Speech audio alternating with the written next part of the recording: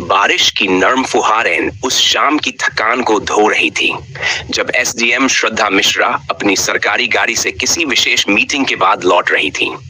चारों तरफ धुंध और पानी के छींटों से सजे शीशों के पार वो चुपचाप बैठे सोच रही थी, एक अफसर का जीवन कितना अकेला होता है। ड्राइवर अर्जुन यादव, जो कि 30 साल का एक समझदार, चुपचाप लेकिन बेहद संवेदनशील युवक था, गाड़ी चला रहा था। अर्जुन कई महीनों से श्रद्धा जी का ड्राइवर था, पर दोनों के बीच कभी औपचारिक बातें ही हुई थीं। लेकिन उस दिन जैसे कुछ बदल रहा था, शायद मौसम, शायद दिल। अचानक रास्ते में एक गांव के पास पुलिस वैन खराब हो गई और सुरक्षा कारणों से श्रद्धा को उसी वैन में इंतजार करना पड़ा। अर्जुन ने भी वैन के पास ही रुककर अपना फर्ज निभाना शुरू किया। वैन में अकेले दोनों, चारों तरफ बारिश और बिजली की गर्जना और दोनों की खामोशी जैसे कोई अदृश्य धुन बजा रही थी। श्रद्धा ने खिड़की से बाहर देखते हुए अचानक कहा, अर्जुन, तुम्हें कभी ऐसा नहीं लगता कि हम जितना बाहर मजबूत दिखते हैं, अंदर उतने ही अकेले हैं? अर्जुन ने धीरे से मुस्कुराकर जवाब दिया, मैडम, हम ड्राइवर तो हमेशा अकेले ही रहते हैं। न स्टीयरिंग कुछ बोलता है, न सफर। उस हल्के से हंसी में कुछ तो ऐसा था जो श्रद्धा को भीतर तक छू गया। एक अफसर होते हुए भी उस पल श्रद्धा एक महिला बन गई जिसने अपने जीवन में प्रेम को पीछे छोड़ दिया था।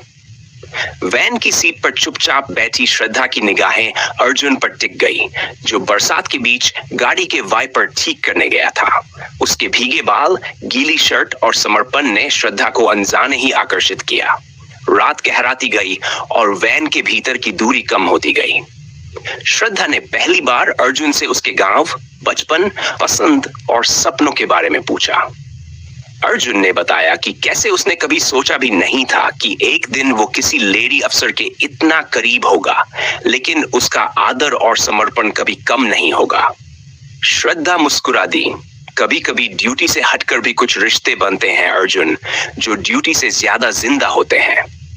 अर्जुन की आंखें नम हो गई। उसने धीमे से कहा, अगर आप चाहें तो मैं आपके साए की तरह आपके साथ चल सकता हूं, हमेशा। वैन के भीतर की खामोशी अब प्रेम की लहरों में बदल रही थी। बिजली की एक चमक ने उनके चेहरों को उजाला दिया और अचानक श्रद्धा ने अर्जुन का हाथ पकड़ लिया। तुम मुझे पहले कभी इतने अपने क्यों नहीं लगे अर्जुन? अर्जुन चुप रहा, लेकिन उसकी उंगलियों की पकड़ श्रद्धा की हथेलियों पर मजबूत होती गई। पहली बार वैन में खामोशी मोहब्बत की भाषा बोल रही थी। श्रद्धा ने अपनी कुर्ती का पल्लू ठीक करते हुए धीमे से कहा, मैं अफसर हूं, पर औरत भी हूं अर्जुन, और एक औरत भी सुकून चाहती है, तुम्हारे जैसा सुकून। उस रात दोनों ने सिर्फ बातें की, कोई सीमा पार नहीं की, लेकिन दोनों की निगाहों ने वो वादा कर लिया था जो किसी कानून की मुहर से बड़ा था।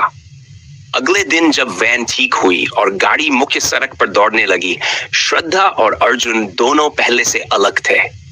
अब हर दिन जब श्रद्धा ऑफिस से निकलती, अर्जुन के चेहरे पर मुस्कान होती और उनकी आंखों में भरोसा।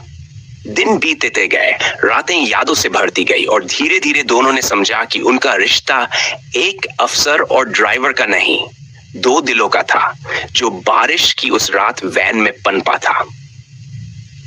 एक दिन श्रद्धा ने खुद अर्जुन को अपने घर बुलाया और चाय के प्याले के साथ उसके हाथों में अपना हाथ देकर कहा, अब मैं तुम्हें सिर्फ ड्यूटी के लिए नहीं चाहती अर्जुन, मैं तुम्हें जीवन भर के लिए चाहती हूँ। अर्जुन की आंखें भर आई। उसने सिर झुका लिया और कहा, आपका प्यार ही मेरा प्रमोशन है मैडम। और इस तरह वैन में शुरू हुई एक प्रेम कहानी समाज और पद की सीमाओं को लांघकर दिलों की कहानी बन गई। आज दोनों साथ हैं, एक दूसरे की ताकत बनकर, और उनकी कहानी उन हजारों दिलों को उम्मीद देती है जो प्यार को हमेशा समाज से हारता हुआ मानते हैं।